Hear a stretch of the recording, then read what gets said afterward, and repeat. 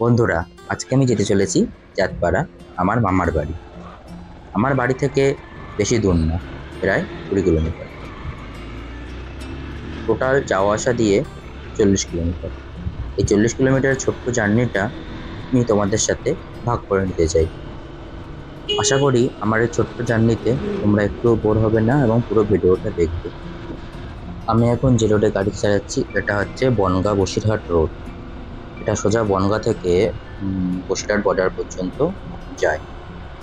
আমাদের এই রাস্তাটা কদিন আগেই তৈরি হয়েছে, এই জন্য রাস্তাটা একটু সুন্দর এবং এত স্মুথ ভাবে আমরা এখানে গাড়ি চালাতে পারছি। গাড়ি চালিয়ে এখানে খুবই মজা লাগছে। নতুন রাস্তায় গাড়ি চালাতে পারি না ভালো লাগে। আর হ্যাঁ, তোমাদের তো বলাই হয়নি, যে কারণে আমি চাঁদপাড়া যাচ্ছি। আমার মামার ছেলে, আমার ভাই হয়, ওকে একটু বাড়িতে দিতে যাচ্ছি। ও এসেছিল আমাদের বাড়ি ঘুরতে, এখন ওকে আমি বাড়িতে দিতে যাচ্ছি। বন্ধুরা, গরমের মধ্যেও আজকে ওয়েদারটা কিন্তু খুবই সুন্দর। আকাশে ভেজা তুলোর মতো মেঘ ভেসে বেড়াচ্ছে এবং মাঝে মাঝে সূর্যের মুখে ঢেকে দিচ্ছে। আর তখন ছোঁয়া হয়ে যাচ্ছে, তখন গাড়িটা চালিয়েও খুব মজা লাগছে। তো তোমাদের সাথে কথা বলতে বলতে আমি প্রায় মসলান্দপুর চলে এসেছি। সামনেই বন্ধুরা মসলান্দপুর রেলওয়ে স্টেশন। এখন আমি টেনশন করছি যেন রেল গেট না পড়ে। এখন যদি রেল গেট পড়ে, এই রোদে দাঁড়িয়ে থাকা খুবই কষ্টকর বিষয়। যে ভয়টা পাচ্ছিলাম সেটাই হলো, রেল গেট পড়েছে। এখন এই গরমে এই রোদে এখানে দাঁড়িয়ে থাকতে হবে। দেখি কখন গেটটা ওঠে।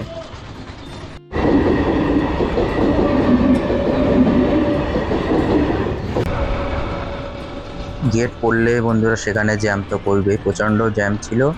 কোনো রকমে জ্যামটা কাটিয়ে চলে আসলাম। বন্ধুরা, আমরা দেখতে দেখতে নককুল চলে এসেছি। সামনে গিয়ে বাঁদিকে যে রাস্তাটা গেছে ওটা সোজা চলে গেছে হাবড়া বারাসাত এই দিকে যাওয়ার জন্য, কারণ এই রাস্তাটা সোজা গিয়ে মিশেছে যশোর রোডে। আর আমরা এখান থেকে ডান দিক নিয়ে নেব। আমরা যাব হচ্ছে গোবরডাঙ্গা হয়ে, ঠাকুরনগর হয়ে চাঁদপাড়া।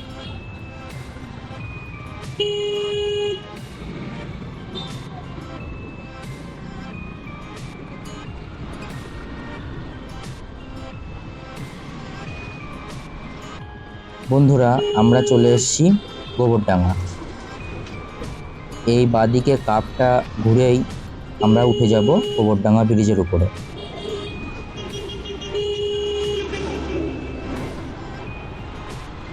বন্ধুরা, এই ব্রিজটা অত্যন্ত সুন্দর। এই ব্রিজটা যখন বর্ষাকালে নিচে যখন জলে পুরো ভরে যায় তখন আরও দেখতে সুন্দর লাগে। এবং তার সাথে এই গোবরডাঙ্গা পৌরসভার গেটটা অত্যন্ত সুন্দর। দু সাইডে দুটো সিংহ মূর্তি এবং মাঝখানে লেখা স্বাগতম গোবরডাঙ্গা পৌরসভা। দারুণ লাগে এই গেটটা। আমরা দেখতে দেখতে পৌঁছে গেছি গোবরডাঙ্গা কালীবাড়ি। এখানে মা কালী অনেক জাগ্রত এবং অনেক ভক্তরাই এখানে পুজো দিতে আসে।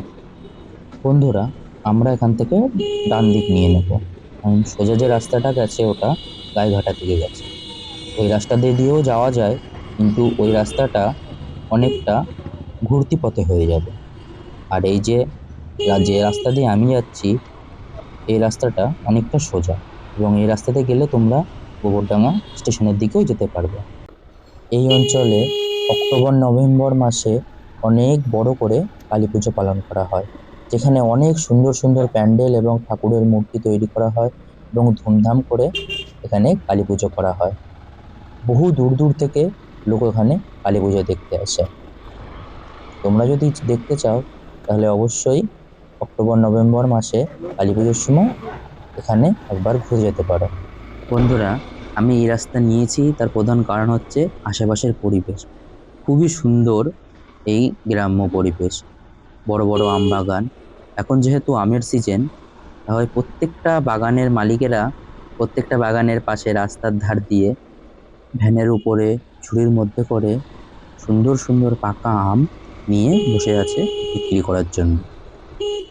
আমি যখন বাড়ি ফিরবো অবশ্যই এনাদের কাছ থেকে কিছু আম কিনে নিয়ে যাব। এরকম টাটকা আম আশা করি দোকানে পাওয়া যাবে না। দোকানে যেসব আম পাওয়া যায় তা হলো ওষুধ দিয়ে, না হয় কার্বাইড দিয়ে, বিভিন্ন রকম জিনিস দিয়ে পাকানো, এবং সেই আমের স্বাদ এবং এই আমের স্বাদ সম্পূর্ণই আলাদা।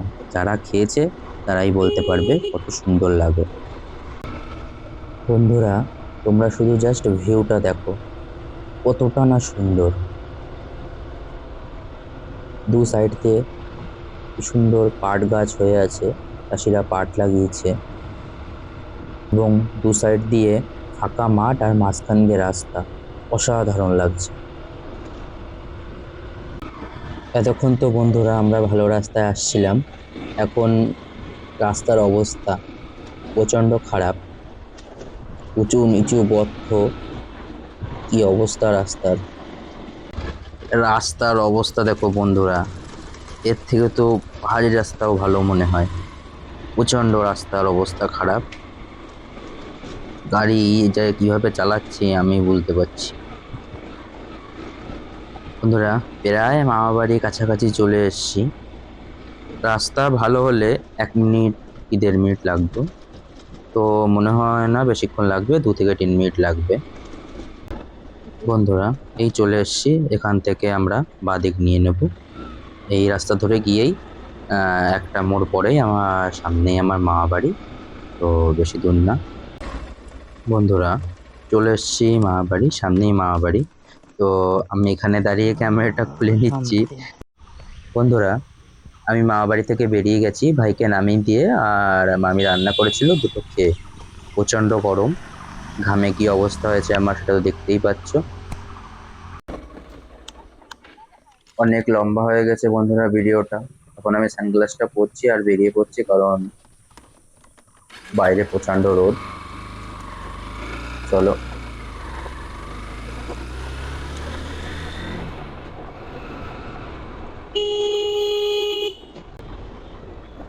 সামনে আবার কিসের জন্য এরা গাড়ি দাঁড় করাচ্ছে? অনলাইন হবে? ক্যাশ? হ্যাঁ হবে হবে। বল এই রানিং ক্যামেরা নাকি তো? হ্যাঁ যাই রাস্তাতে ক্যামেরা হয়। হ্যাঁ হয়তো।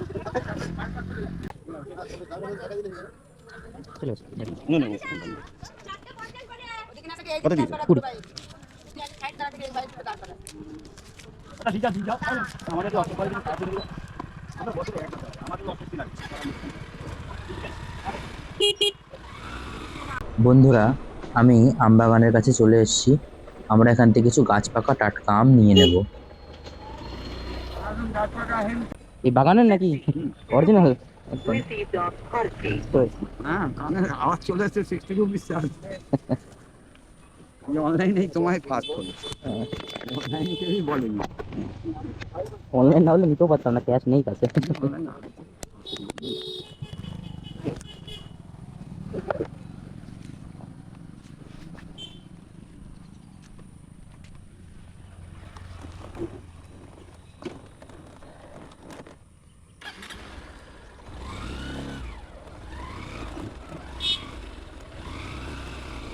এখান থেকে আমার বাড়ি বেশি দূর না, মিনিমাম 10 থেকে 15 মিনিট লাগবে।